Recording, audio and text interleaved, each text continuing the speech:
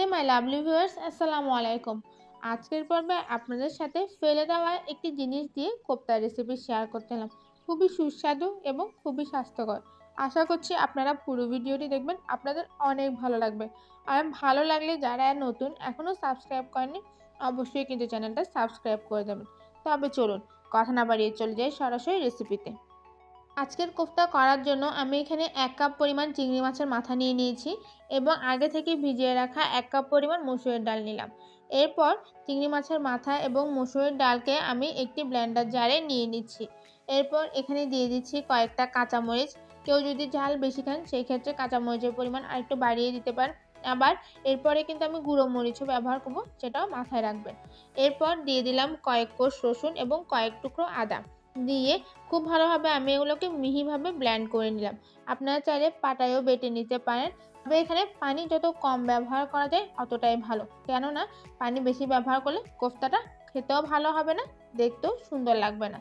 এরপর আগে থেকে কুচি করে রাখা 1 কাপ পেঁয়াজের উপরে আমি ব্লেন্ড করে নেওয়া চিংড়ি এবং ডালটা দিয়ে দিলাম। তারপর এখানে দিয়ে দিয়েছি হাফ চা চামচ পরিমাণ হলুদ গুঁড়ো, 1 চা চামচ পরিমাণ মরিচ গুঁড়ো, হাফ চা চামচ পরিমাণ জিরা গুঁড়ো এবং পরিমাণ মতো লবণ।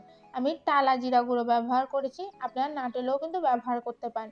খুব ভালোভাবে মেখে নিয়ে এবার আমি এক এক করে এগুলো দিয়ে কোফতা তৈরি করে তারপর ভেজে নিচ্ছি।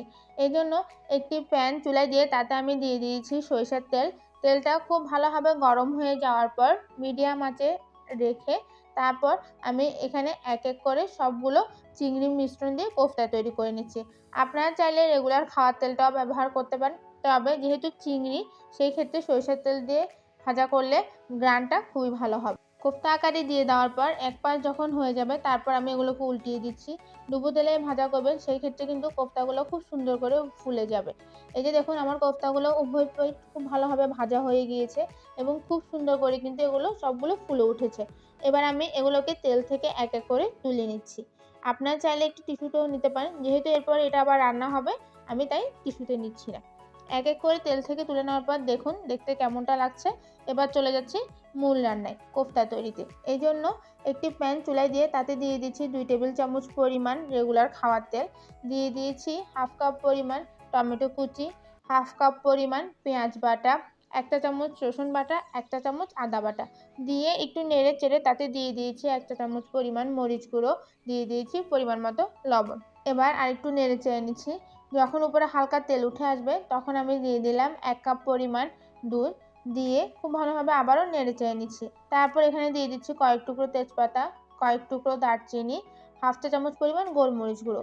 যেহেতু আমি এর আগে কাঁচামরিচ ব্লেন্ড করার সময় দিয়েছি, শুকনো মরিচ মশলায় দিয়েছি, তাই সেই হিসাবে গোলমরিচটা ব্যবহার করবেন। গোলমরিচটা দেওয়ার পর যখন মশলাটা কষে উপরে তেল উঠে আসবে তারপর এখানে আমি আগে থেকে ভেজে রাখা কোফতাগুলো দিয়ে দিলাম। দিয়ে খুব ভালোভাবে নেড়ে চেড়ে তারপর আমি এটাকে 5 থেকে 10 মিনিটের জন্য ঢেকে দিলাম। 5 থেকে 10 মিনিট পর ঢাকনা খুলে খুব ভালোভাবে আবারও নেড়ে চেড়ে দিচ্ছি, যাতে গ্রেভিটা চারপাশে লাগে এবং ভিতরে ঝোলটা খুব ভালোভাবে ঢুকে। খুব ভালোভাবে সবগুলোকে উল্টিয়ে পাল্টিয়ে নেড়ে চেড়ে দেওয়ার পর আবারও আমি 10 থেকে 15 মিনিটের জন্য এবার ঢাকা দিয়ে দিলাম। 10 থেকে 15 মিনিট পর পুরোপুরি রান্নাটা হয়ে যাওয়ার পর আমি ঢাকনা খুলে এবার উপরে কয়েকটু কাঁচামরিচ দিয়ে দিলাম।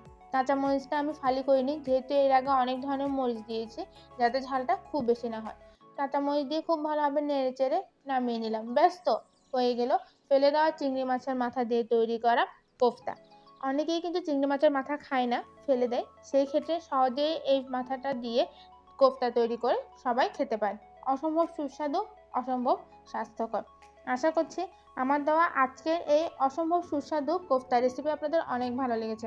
ভালো লাগলে অবশ্যই একটা লাইক করে যাবেন, কমেন্টে জানাবেন কেমন হলো। চ্যানেলে নতুন হলে সাবস্ক্রাইব করে বেল বাটনটি প্রেস করে যাবেন এবং বন্ধুদের সাথে শেয়ার করবেন।